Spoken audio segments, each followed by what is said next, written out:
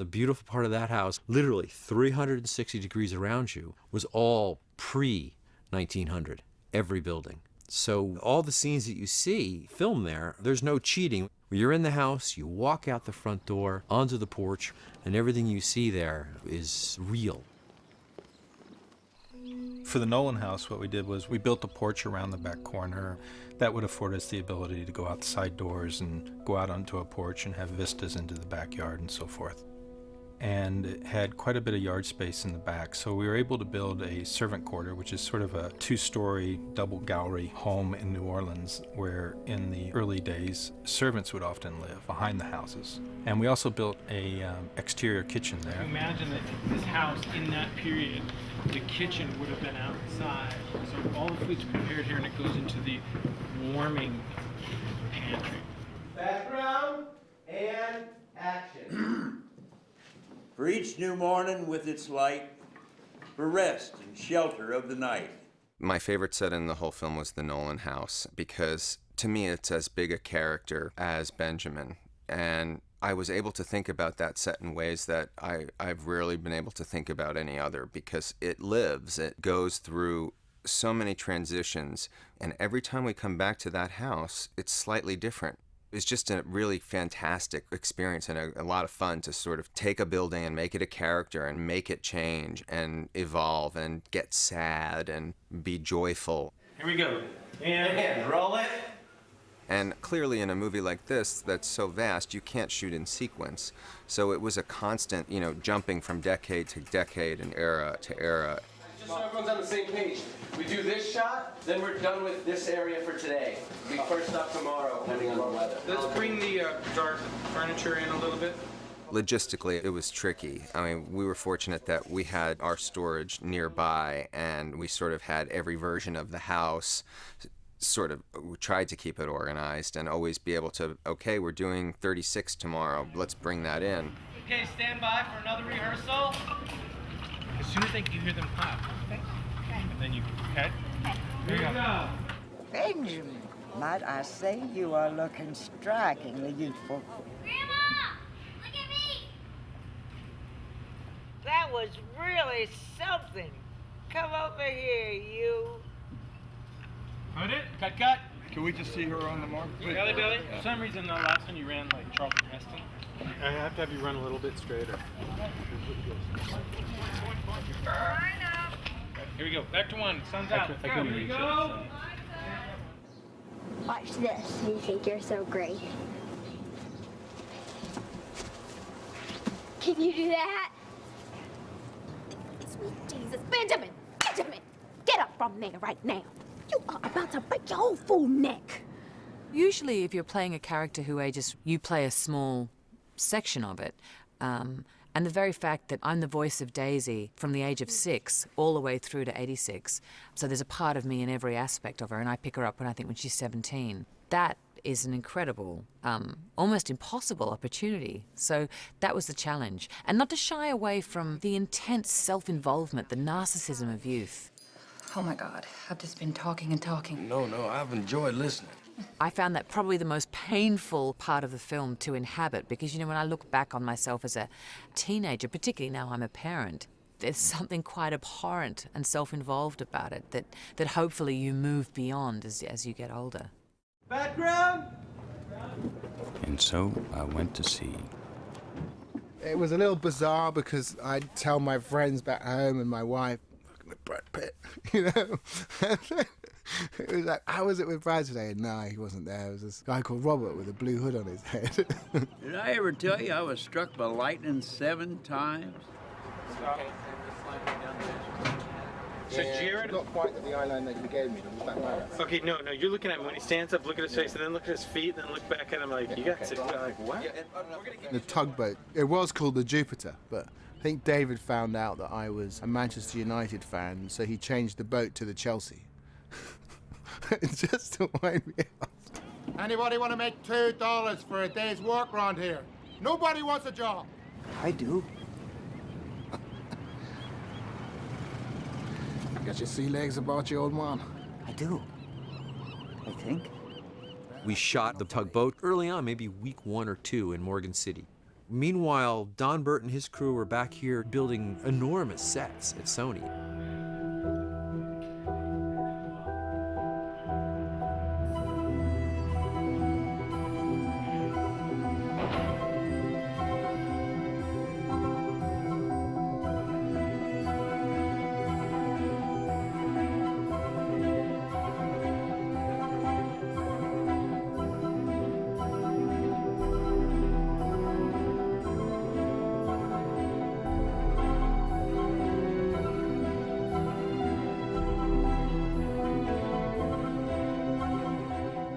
The ship was 90 feet long, almost 30 feet wide. It's 20 feet in the air by the time you build the base and have it sitting above the trunnion. It's built into a tank that's 20 feet deep. It weighs about 140,000 pounds above the trunnion, not the base, just the actual ship. That was like a movie in itself, just building this entire structure.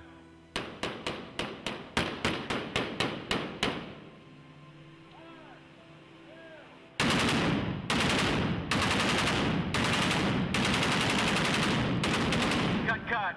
Going again. Hey, Murph. Do one with you pantomiming the gunfire. You want to do the one where the lights panned onto him a little bit more? Yeah.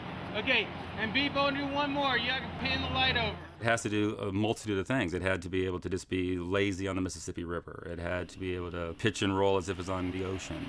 Then it had to be able to pitch, roll, and heave as if it was heavier seas, and ultimately when it crashes, it actually has to be able to hit the submarine and ride up out of the water without the stern of the ship dipping below the surface of the water, because it wouldn't look real. The stern of the ship wouldn't just drop below the surface if the front goes up. The bow of the ship would rise up about 20 feet, so we were doing about 1 meter a second with our lead actor on the bow. At maximum height, he's 40 feet from the concrete below. You're really concerned about safety, function, and realism. Finally, we're making a movie about the theme park ride. Finally. And all the interiors for the tugboats were separate sets. The galley, the bunk area, the wheelhouse, all of those were separate sets, and those were all on gimbals as well, so that we could replicate the movement of the boat. Most directors aren't like Fincher. Fincher thinks about every prop, every piece of dressing, every flit of hair. You don't get that with most directors. Most directors are looking at the big picture. When you give them a set, it's either working for them or it isn't. And David is looking at what's written in the notebook or what the palette is doing. And while all those things are usually something that a good art department and a good production designer will control and a director will never even notice, David Fincher is not that guy. Cut it. Get back. Cut. What is extraordinary about him, from my perspective, is that when somebody has a particular leaning as a director, that usually takes away from another aspect of them as a director. If they're very technically minded, they'll be at the monitor, they'll never come out from it. They're not so focused on the acting, or that's not their strength. Or it's not that it's not their strength, it's not their interest. I think he is 40% left, 40% in the frame left, and then as the car pulls in. So for me, what was amazing about him, and also slightly alarming, was that he has all of it. He's not afraid to continue to challenge you. He has very specific ideas. Let me do one more pickup. Okay, cut, reset, straight away. All right, once again, here we go. I think people are frightened of him. I think he's got a reputation for, if you're not really brilliant at what you do, you will be found out and I will rip you to shreds, take all your clothes off and beat you with a stick. I think that's unfair. I didn't really see that happen, but he knows what he's doing and you can't really pull the wool over his eyes, and he's quite direct. If someone says they can't do it, he'll go, well, why? And that can be unnerving, Turn and let me see your look. Okay, step it back. Just work with Mark and retard this. Okay, Beep, slide 3 inches to your right. Then we go further? No, a little bit more left, if anything. Yep. The thing that David has in spades is rigor. He's a perfectionist, but not for its own sake. My manager warned me. My agent warned me. I heard other actors talking about, man, David does, 40 takes just to open a door. I'm going, wow, really? I'm kind of getting a little nervous. I was coming down some steps, and the shot was just on my feet. We did that at least 20 times. I'm just going down the stairs. Nope. Going down. Nope. not that kind of step, more of this kind of step. Try it like this. I'm going, wow, like this is really specific, but I got it because, he's telling the story even down to the feet.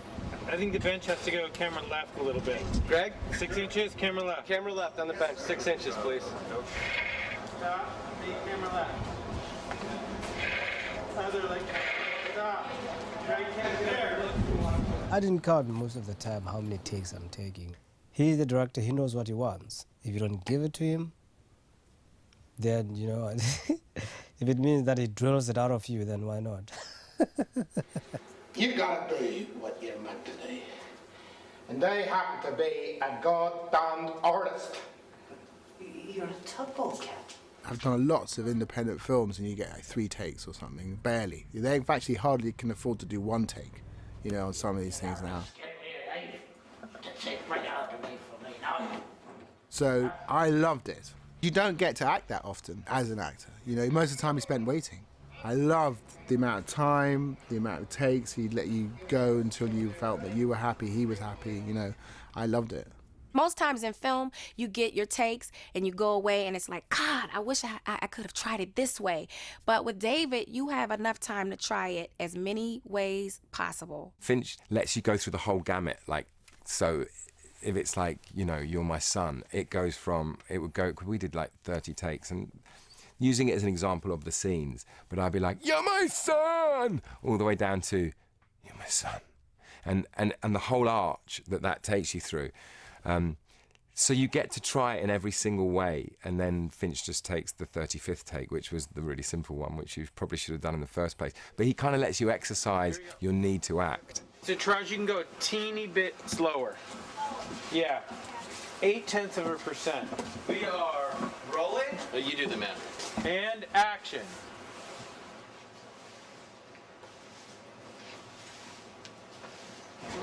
No. She really gets up ahead of speed. And the sun came out. Okay, here we go one more time. TJ, you left a little bit early. Let him get a little bit over to the pile of leaves. Let him go like another 10 feet. Okay, here we go. Okay, we lost you there. Got it? I'm being called into the principal's office. Come. Now what is that?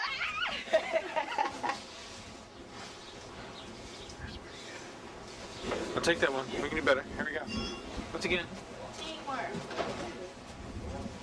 We did 2 weeks of makeup tests with Taraji and Ali and Kate and Brad. That's the one thing you have to do with makeup, which was so nice on this, is they gave us time to test. They started telling me horror stories about these big muscle guys that came in and they would pour the molding over and they would start to panic and like shake and they would have to take them out of the mold. And I said, well, I really just want to do this process once, so I'm going to be really still. If I start to panic, I will just find a way to work through it.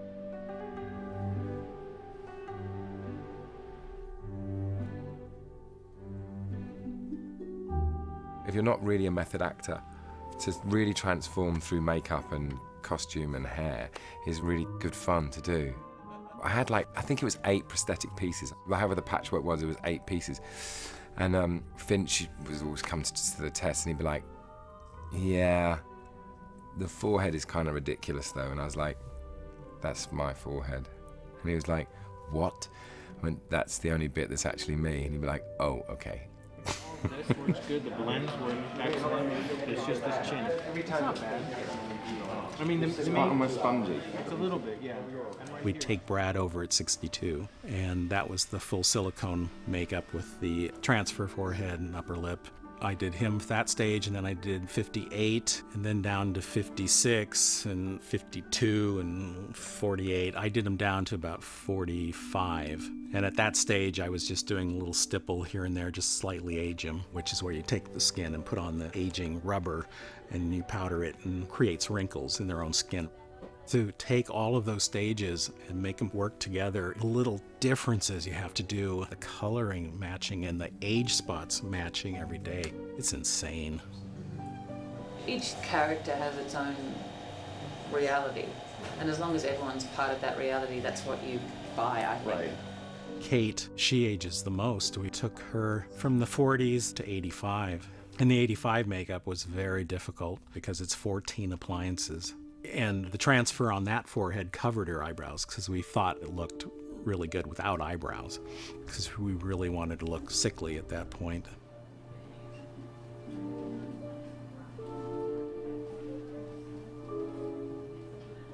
She has these incredible cheekbones. They're just amazing, and it's the hardest age makeup I've ever done in my life because you can't put age into them. If I tried putting any lines into it, it just looked ridiculous. So I ended up basically keeping them the same and trying to put all the age down around the mouth and into the neck. And I think I would go there anyway. Yeah. That's my stretch point. Yeah. The great thing about Kate, she's so professional and everything that she's like, can we put more lines in here so I look sadder, you know, and more wrinkles? If someone's wearing a bad wig or they have terrible makeup, prosthetic pieces on their face, you don't believe a single thing that comes out of their mouth. And this film is about life. Rolling. You go on the journey of a man from his strange birth to his death. And you need to know that the parallel physical aging process that's being done by the makeup artists is as great as Brad's performance is, which it absolutely was.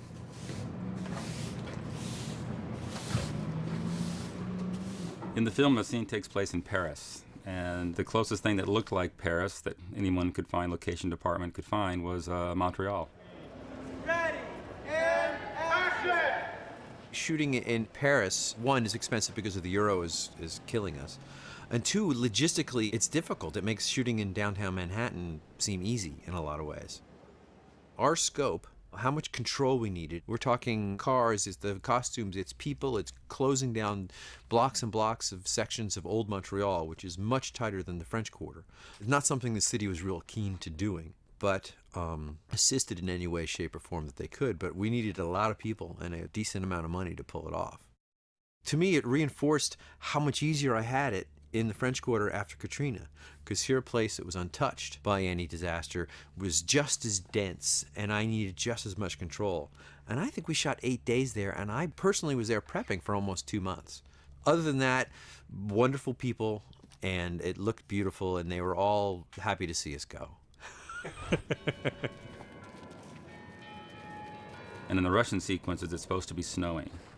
So I go, great, we're going to be in Montreal. It's cold in Montreal. So we fly up there for the first scout and realize that we're going to be shooting in the tourist part of the town, the old part of town, that you can't do anything to the town because of pollution or residual or any effect it might have on the downtown area. So the normal paper products or some of the foam product we would use that expedite all this so you can make this happen quicker can't be done. So we did the entire thing in real crushed ice. Some foam that we were allowed to use in background sequences and some poly product that we could put along the sills as long as we vacuumed it all up so none of it got into the drain system. That's what I'm saying, don't. Go back to base and talk to Brad. See how things are going. Give me a half an hour. It's 7:15. Just trust me. Be best for both of us. So that was daunting enough that we're going to have to bring in hundreds of tons of ice and crush it and place it in multiple locations on the same day. And then when we actually go to film the sequence, we have all the manpower in place, truckload after truckload, a 40-foot truckload of ice trucks, 3 ice grinding machines, double crews. It's in May, and it's 90-something degrees in the daytime. It's 70-something at night. It's T-shirt weather at night in Montreal in May, and the ice is melting. So we're constantly between takes, have to refresh the ice, grind more. And as it's melting away, you're trying to cover it up. And David's trying to jokingly say, world's most expensive wet down. Hey, Bert, why is your ice melting? Well, it's hot, that's why. It's Murmansk, Russia at 4 o'clock in the morning. Hey guys, Claire, get out of the shot. The Winter Palace Hotel, the exterior, we actually filmed that in Montreal, in the old city. And then we used that exterior as a template for an interior build here in Los Angeles, with a working elevator and a dining room and a kitchen and a bar. Where did Brad go? Well, you've already done those. No, I didn't. They're all exposed, practical elevators. They were designed and built by the Art Department of Construction, but the function, that's our job. And there's a lot of dialogue in these, so they had to run quietly. They had to run at the speed we wanted. Let's say the dialogue is going on and it's ending on the wrong word by a half a second. Reprogram it to be a half a second faster, half a second slower. The hotel needed to be a place of former glamour, a place stuck in time, much like Elizabeth Abbott, but still romantic and melancholy and appropriate as a place for Benjamin to have his first serious love affair with an older woman who thought she was with an older man. So we're gonna go right from you sitting and then dissolve and you'll be asleep. I think so, right? Okay, then that's fine. Is that I just 2-7? But no, I think it should be something that can evolve in and dissolve into. Just slouch over thinking about it, Yeah. and we can dissolve and you'll be asleep. You know what I mean? All right. Just sort of has some kind of Fantastic. Amazing. screen direction. The way his mind works. In order to create a believable environment for the actors, I like to take closets and drawers and rooms that are sort of on the set but not intended to be played any action in, and finish them so that we could be in Los Angeles at Sony on stage and still have this vibe of this romantic, lost in time, small little hotel in northern Russia. It's not a matter of overdressing. It's sort of a matter of just really wanting to walk away and say, when they're in there, they're in the Winter Palace Hotel.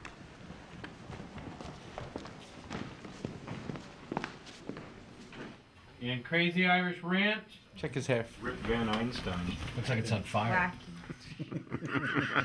Looks like Barbara Cut. Bush. Go with it. The thing that I found fascinating about shooting digitally, which I hadn't done before, is that you develop a different performance rhythm.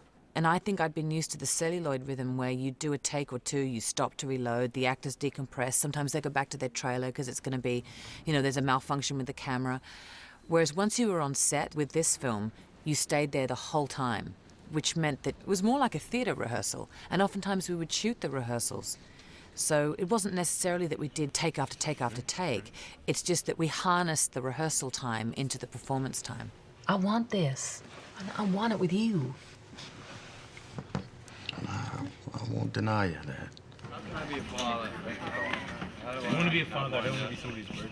We had been talking about doing Benjamin Button long before Babel, and actually before The Fountain, because Kate was originally going to do The Fountain with Brad. And so, you know, as my movie would fall apart, I would, you know, somebody would say, hey, did you hear Brad's doing this movie with Darren Aronofsky? I'd say, oh, great, you know, yeah, with Kate Blanchett. And I'd be like, and then that would fall apart. And I'm sorry about that, Darren. But gleefully.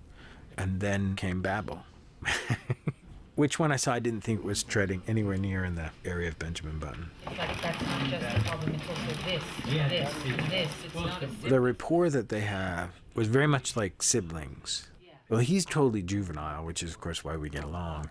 And she is so prepared and thoughtful, and she's taking notes, and she's done this and that. So they're wonderful together. You know, they're just so easy. You don't turn his opinion of it. It's just, if we're going to acknowledge it, let's acknowledge it. Here's the thing. It scares the shit out of me. I don't want to create my own babysitter. I don't want to create a burden for somebody else. Isn't that what it is? It's an elaboration on that thought. I think that I'm going a different way. It can be the thing that leads into we all end up in diapers. Doesn't matter which direction we go. We all end up in diapers. No, how do I not become a burden to this? The feeling out process was way over. So in that way, I was glad that they were in Babel, even if it was kind of the pairing of them was really my idea.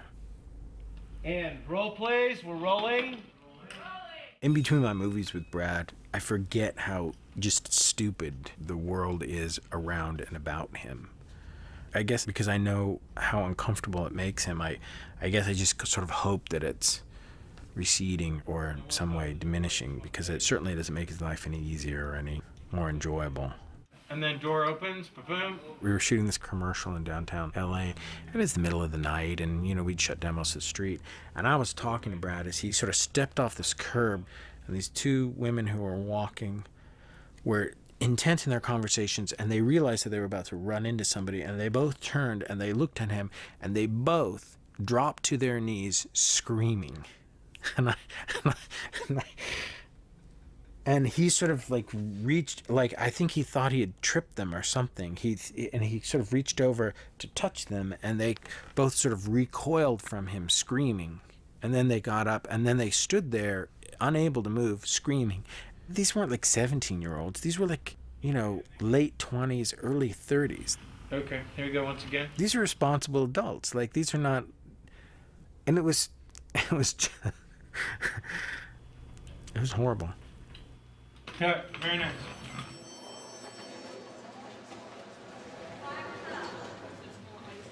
Camera right. Keep going. There you go. I need somebody there. And act. Kate is so stunning to look at that you can literally lose minutes where you just find yourself. Oh, I'm sorry. I came to your trailer and I was going to talk to you about this thing, and I can't remember what it is. So I'll come back. You know, you literally lose like moments of your life where you're just sort of. Do you have speed? Yes. And action. I think it's a girl.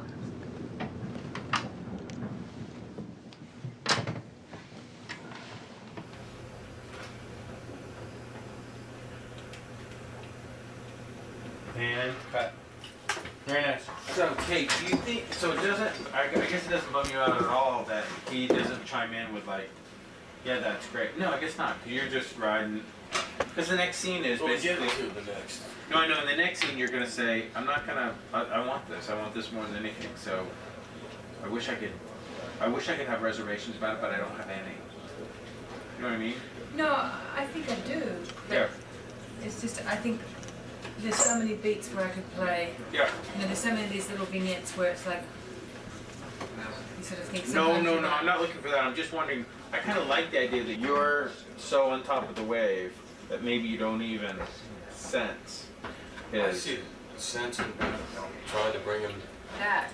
Yeah. Try to I bring see him what back it is he's looking at. instead of. And I think, come on. And then what happens is over a course of months, if this continues on, so then we have to have dinner and say, okay, what's the problem? Yeah. Okay, I can deal with that. So the diner sequence though is shortly hereafter, maybe a week later or something, and it's. I don't think that it's okay. Wait a minute. What's the deal? It's. I can see that you're troubled. Yeah. And he says, "Oh, believe me, I am not trying to hide it at all." And you say, "I got enough enthusiasm, and I want this enough for both of us." Yeah. So I'm sorry if I can't kind of see it as the glass half empty, like Because you do. the very fact that I'm looking at what he's looking at means that I'm registering the problem. But I also think you can see it in two different ways, which is sometimes it's wonderful to do things that you're not necessarily comfortable with because they show you great new things. So I look across the aisle and I go, "That's going to be great for you. That's going to be Yeah, great." and I think Yeah. like we were saying, the power of my positivity is that Yeah. I can just drag him along Yeah. with me. Yeah. Because in the diner scene, it's not like I. You're the sperm donor I want. Yes. Okay, good. Here we go. And As I was watching, I was thinking, you know, they are something special. They really, to look at, they are beautiful, beautiful people. And when he finally croaks looking at her old face, that will be irony. The first rule they tell you if you're going to write love stories, how are you going to keep them apart at the end? So you get them together, it's like, you know, so what? You know, we have to have this sort of yearning that goes on. I don't want to see anybody together. I want to see everybody as unhappy as me. What are you thinking? I was thinking how nothing lasts. Everyone in this movie dies. So, of course, that's how I was able to stomach all the rest of it.